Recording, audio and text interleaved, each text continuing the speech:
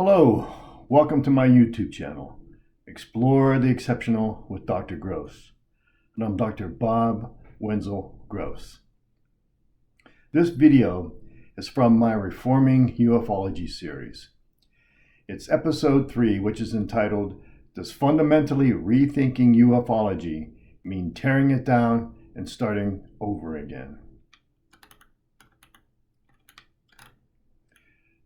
Some say a UFO with alien pilots crashed on a ranch in the desert outside of Roswell, New Mexico back in 1947. That old debate still rages on today. Now, in 2020, more than 70 years after the Roswell incident, we still don't know the truth about UFOs. Why? Because we have an issue. The issue is ufology. One resolution to this issue is to tear down ufology and start all over again. Now, I'm not saying do away with ufology completely. I'm just saying do it over. According to my research and my personal experiences, ufology as an institution has a problem. In this episode, I will show how established ufology groups rely too much on members who don't use good science. Ufology is the investigation and study of unidentified flying objects commonly known as UFOs. Ufology is made up of ufologists, and those are people who study UFOs. I'm not a ufologist in isolation. I'm an anomalist. An anomalist is a scientist who has a special interest in investigating all dimensions of reality, with a particular love for those subjects on the fringe of science. In 1984, I earned a Doctor of Education degree from Penn State University. My doctoral dissertation incorporated a cutting-edge research study. My approach to advanced research prompted Penn State's graduate school to honor my dissertation with an award for excellence. To my knowledge, ufology was not an accredited field of study when I was attending Penn State. For the most part, in 1984, ufology was made up of individuals who believed that UFOs had extraordinary origins. 2 years earlier, in 1982, a group called MUFON existed. Back then, MUFON was known as the Midwest UFO Network. In 1982, members from several UFO groups called for greater cooperation among UFO organizations.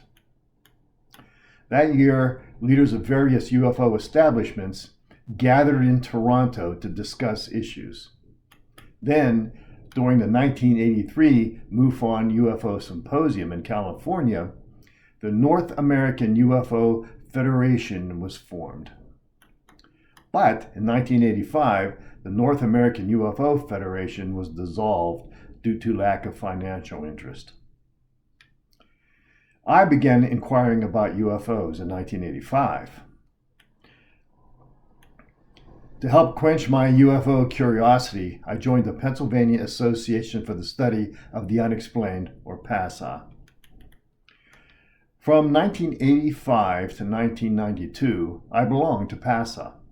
I conducted research and carried out field investigations. PASA was a definitive scientific research unit of professional volunteers who investigated credible, unexplained occurrences. PASA also served as a UFO clearinghouse. But let's leave PASA for now and take a deeper dive into MUFON. The MUFON, or the Mutual UFO Network, MUFON, is now one of the oldest and largest UFO research organizations. MUFON allegedly has more than 4,000 members worldwide. MUFON is based in the United States. MUFON is allegedly a non-profit organization composed of civilian volunteers who study UFO reports. MUFON's published mission is the scientific study of UFOs for the benefit of humanity. In addition, MUFON has established 3 goals, and they are: 1, investigate UFO sightings and collect the data in the MUFON database for use by researchers worldwide. Goal 2 is promote research on UFOs to discover the true nature of the phenomenon with an eye towards scientific breakthroughs and improving life on our planet. Goal 3, educate the public on the UFO phenomenon and its potential impact on society. Now you'll notice that only Goal 2 mentions science. Science is a body of knowledge acquired through curiosity and studied by using a structured approach. One strategy for pursuing better science is to assume you are wrong. An aim of science is to become less wrong over time. To be effective, ufologists must use the scientific method. There is no single scientific method, however, and the following minimal steps for the scientific method ought to be employed by all ufologists. Minimal steps for the scientific method should include, but are not limited to: observe, question, research, hypothesize, predict, experiment, conclude, and communicate. By the way, MUFON's critics say that MUFON's investigators failed to use the scientific method. MUFON allegedly trains volunteers to interview witnesses, perform research, and draw conclusions from the evidence. MUFON claims to have more than 500 field investigators. Although their investigators aren't paid, they must pass an exam based on a 265-page manual, and they must pass a background check. In 2015, MUFON founded the Mutual UFO Network University. It's unaccredited, and it's an online institution which claims to train members how to investigate UFO sightings. MUFON members who purchase the manual have access to MUFON University. At MUFON U, they take the certification exam online, and upon successful completion of the exam, MUFON members are able to print their own certificates. Also, MUFON holds annual symposiums and publishes a monthly journal. You've probably heard of Wikipedia. Wikipedia is a multilingual online encyclopedia created and maintained as an open collaboration project by a community of volunteer editors. It's the largest and most popular general reference work on the World Wide Web. Wikipedia recently published the following citation about MUFON. Wikipedia said, "The organization has been criticized for its focus on pseudoscience, and critics say its investigators fail to use the scientific method." In addition, the following was posted in the Skeptical Inquirer during 2013. The Skeptical Inquirer periodical said, "MUFON is not in good shape.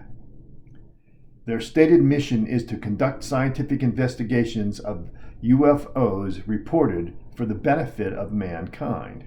But there's some dispute about their ability, MUFON's, to actually do that." In short, MUFON's been publicly criticized for its focus on pseudoscience. If these claims are indeed true, then we ought to take a closer look at what pseudoscience is all about. Pseudoscience is aimed at the general public. There's no reviews, no standards, no pre-publication verification, and no demand for accuracy or precision in pseudoscience. It just doesn't happen. Results usually cannot be verified. Studies are vague. Research failures are ignored or avoided at all costs. No physical evidence is ever found or preserved for study. No progress is made for scores of years, and nothing concrete is ever learned. Pseudoscience convinces by appealing to belief. Pseudoscience tries to convert, not to convince. Followers are expected to believe in spite of the facts, not because of them. Pseudoscience involves statements, beliefs, and/or practices that are claimed to be scientific but are not compatible with the scientific method.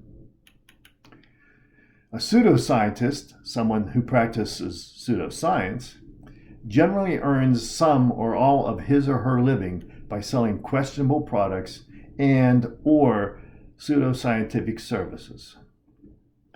A significant amount of those who study UFOs, or ufologists, are pseudoscientists. Traits of pseudoscientists include, but are not limited to, not adhering to good science, stressing ambiguous scientific claims that lack evidence, using jargon, intimidating others, and demanding whatever hasn't been verified as false must be accepted as true. Pseudoscientists fail to disseminate factual material to their audiences. Thus, in my opinion, the truth about UFOs is not out there yet because of the influence of pseudoscience in ufology. In the next YouTube video episode 4 of my Reforming UFOlogy series, I will be discussing my exceptional experiences with ufology. Again, thank you for visiting my YouTube channel, Explore the Exceptional with Dr. Gross, and I'm Dr. Bob Wenzel Gross.